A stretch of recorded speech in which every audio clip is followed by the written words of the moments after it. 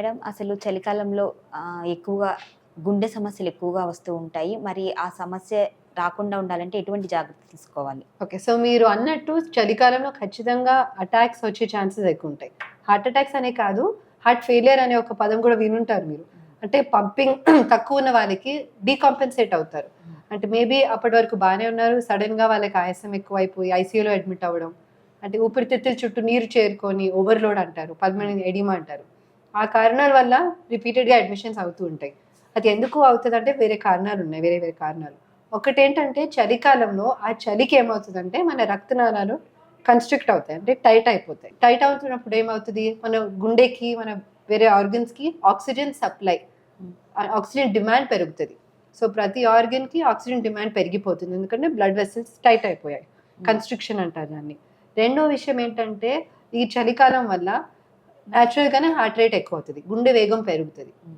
గుండె వేగం పెరగడము, బ్లడ్ ప్రెషర్ పెరగడము, ఈ కారణాల వల్ల ఏమవుతుంది? ఆక్సిజన్ డిమాండ్ పెరుగుతుంది. ఆ సప్లై డిమాండ్ మిస్‌మ్యాచ్ అయ్యేసరికి హార్ట్ అటాక్స్ కానీ, హార్ట్ ఫెయిల్యూర్ కానీ వేరే వేరే హార్ట్ డిసీజ్‌తో అడ్మిట్ అవ్వడం అనేది చూస్తాము. ఇంకొక విషయం ఏంటంటే, ఈ చలికాలంలో pneumonias, viral flus, influenza, bacterial infections అనేవి చాలా చాలా చూస్తూ ఉంటాము. Especially elderly పేషెంట్స్‌లో. సో, దానివల్ల ఏమవుతదంటే heart failure, heart disease trigger అవుతది. లంగ్ ఇన్ఫెక్షన్ వల్ల హార్ట్ డిసీజ్ ట్రిగ్గర్ అవ్వడం అనేది జరుగుతది. సో, కొంతమందికి బ్రీతింగ్ ప్రాబ్లమ్స్ ఉంటాయి. చలికి చాలా ఇబ్బంది పడుతూ అటువంటి వాళ్ళు ఎలాంటి ప్రికాషన్ తీసుకోవాలి మేడం? సో, అంటే అదండి. చాలా మంది ఆస్థమాటిక్ పేషెంట్స్ మీరన్నట్టు ఆల్రెడీ వాళ్ళకి అండర్‌లయింగ్ ఏదో ఒకటి ఊపిరితిత్తుల ప్రాబ్లమ్ కానీ, హార్ట్ ప్రాబ్లమ్ కానీ ఉన్నప్పుడు డెఫినెట్‌లీ ఎక్కువవుతది. ఎగ్జాజర్బేషన్స్ అంటారు. సో, ఆస్థమాటిక్ పేషెంట్స్ చాలా జాగ్రత్తగా వాళ్ళ ఇన్‌హేలర్స్ రెగ్యులర్‌గా వాడాలి.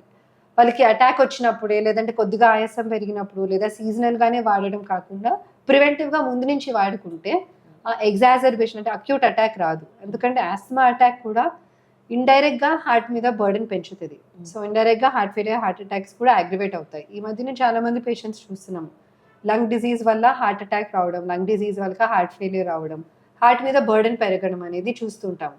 కాబట్టి ముందుగానే ఆస్తమా ఉన్న వాళ్ళకి, స్మోకింగ్ చేసే వాళ్ళకి, స్మోకింగ్ అయితే పూర్తిగా మానేయాలి. ఈ కాలంలో అవన్నీ ఎగ్జాజర్బేట్ అయ్యి, ఎక్కువైపోయి వేరే వేరే కారణాలు, వేరే డిసీజెస్ కూడా జరుగుతూ ఉంటాయి దానివల్ల. కాబట్టి చాలా జాగ్రత్తగా ఉండాలి చలికాలంలో ఎస్పెషల్లీ.